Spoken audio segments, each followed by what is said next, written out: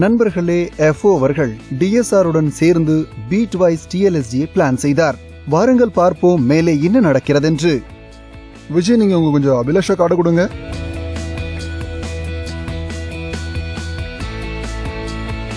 விஜய், நாமின் அடிப்படையில் அப்புறம் உங்களுடைய பீட்டின் ட்ரெண்டின் அடிப்படையில் நான் உங்களுடைய பீட்வைஸ் TLSG டார்கெட்டை பண்ணியிருக்கேன். குறிப்பா உங்களுடைய மண்டே பீட்டின் ஆவரேஜ் TLSG 100 இருக்கு. அப்புறம் நாமின் அடிப்படையில் 130 இருக்கணும். 30 லைன்ஸ் அதிகரிக்கணும்னா கஷ்டமா இருக்கும். இப்போ நாம இதை பிளான் பண்ணலாம். இந்த பீட்ல 30 லைன் எப்படி அதிகரிக்க முடியும்னு.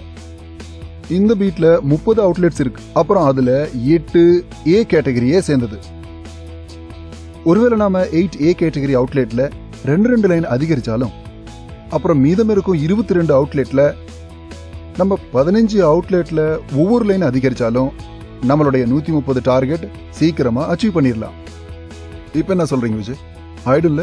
ஆயிடும் பாஸ், கண்டிப்பா ஆயிடும். எனக்கு பீட்டுக்கு போறதுக்கு முன்னாடியே பிளான் பண்ணிருக்கணும். Very good Vijay. இப்ப இதை சொல்லுங்க, 30 லைன் அதிகரிக்க நீங்க என்ன பிளானிங் பண்ணுவீங்க? பீட்ல போறதுக்கு முன்னாடி நான் பீட் வைஸ் டார்கெட்டை ரிவ்யூ பண்ணிக்கணும். விஜய், உங்களுக்கு RO புக்கை பயன்படுத்தி அந்த MSLSKUs ஐடென்டிஃபை பண்ணணும். எந்த அவுட்லெட்ல இன்ட்ரோடியூஸ் பண்ண முடியுமோ அவுட்லெட்ல அவைலபிள் காம்படிஷன் ஸ்டாக்கை பார்த்தோம் நாம புதிய லைனை இன்ட்ரோடியூஸ் பண்ண முடியும்.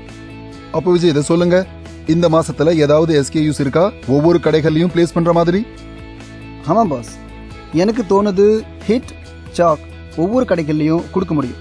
அப்புறம் சிந்தால் சோப்ல ஃப்ரீ ஆஃபர் இருக்கு. Very good. இதை தவிர வேற என்ன பண்ணுவீங்க? நான் ஃபோக்கஸ் பிராண்டோட POCயும் கொண்டு போவேன். அதன் மூலம் அவுட்லெட்ல வைக்க முடியும். ரமேஷ் DSR உடன் சேர்ந்து பீட் வைஸ் பிளான் செய்தார். மேலும் DSR இன் அனுமதியை பெற்றார்.